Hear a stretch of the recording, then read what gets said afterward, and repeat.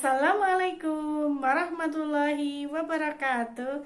Hai anak-anak semua, bagaimana kabarnya? Semoga selalu sehat ya.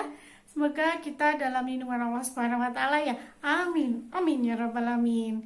Oke, jumpa lagi dengan Nana ya. Oke. Hari ini hari Kamis ya. Kita akan belajar apa ya? Ada yang tahu? Ya, kita akan belajar tentang wawancara. Yuk, kita simak video materi berikut ini. Kali ini kita akan belajar tentang wawancara. Nah, wawancara itu apa sih?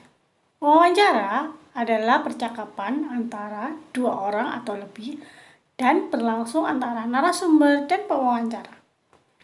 Tujuan wawancara apa ya? Ya, tujuan wawancara adalah untuk mendapatkan informasi. Sedangkan narasumber adalah orang yang diwawancarai sebagai sumber informasi. Nah, untuk pewawancara adalah orang yang melakukan wawancara.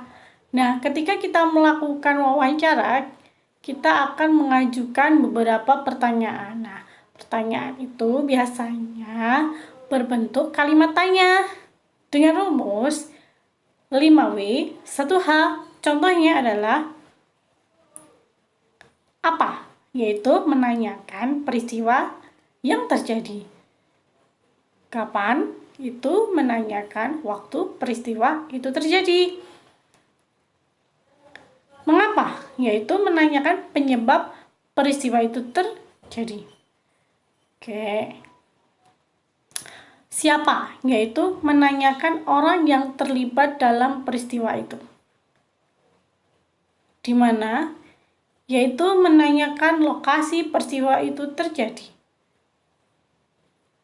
Bagaimana itu menanyakan peristiwa itu terjadi? Nah, itu beberapa kata tanya yang bisa digunakan. Oke, kita simak contoh wawancara berikut ini ya.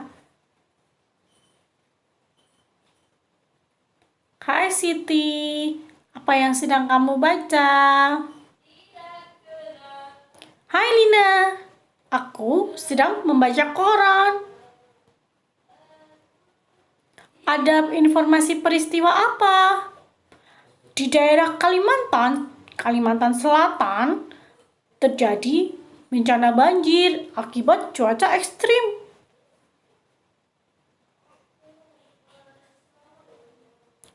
Apa itu cuaca ekstrim, Siti?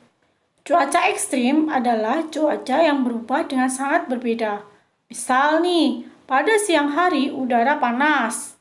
Pada malam hari, hujan sangat deras. Udara terasa sangat dingin.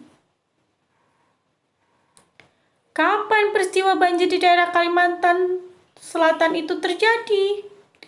Peristiwa banjir di Kalimantan Selatan terjadi di bulan Januari 2021 ini.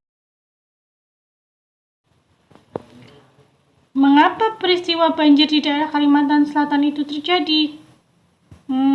Karena curah hujan sangat tinggi menyebabkan banjir. Selain itu, banjir terjadi karena banyak hutan yang beralih fungsi serta gundul.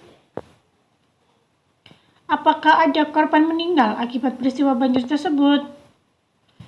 Menurut berita yang aku baca, ada sekitar 5 orang korban meninggal. Di mana daerah Kalimantan Selatan yang mengalami banjir paling parah?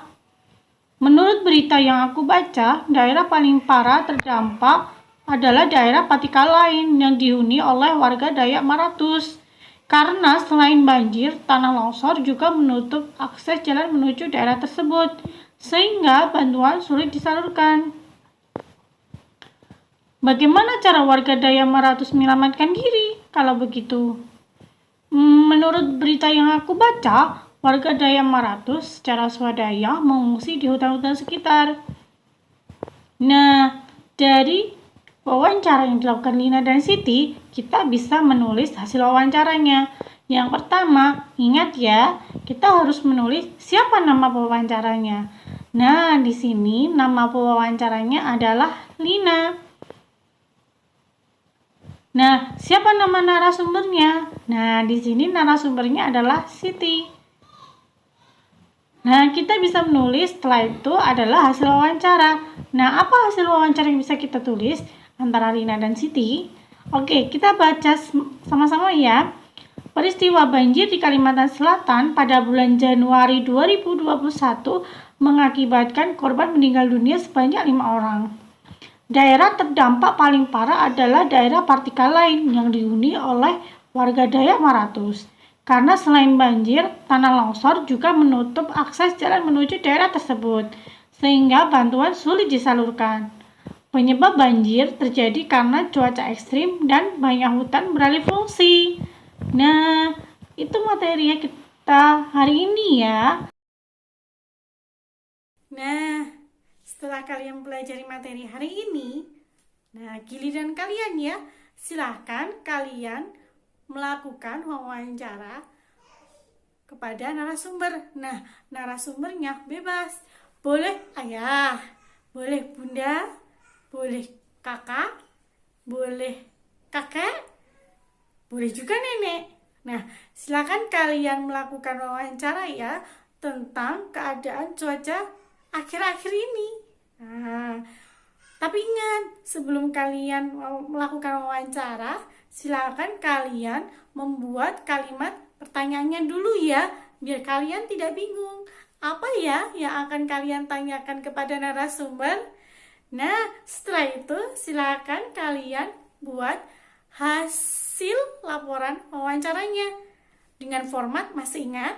Oke, Usna ingetin ya, dengan format nama narasumber, nama pewawancara, dan hasil wawancara kalian.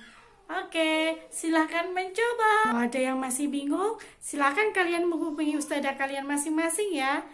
Assalamualaikum warahmatullahi wabarakatuh. Bye-bye.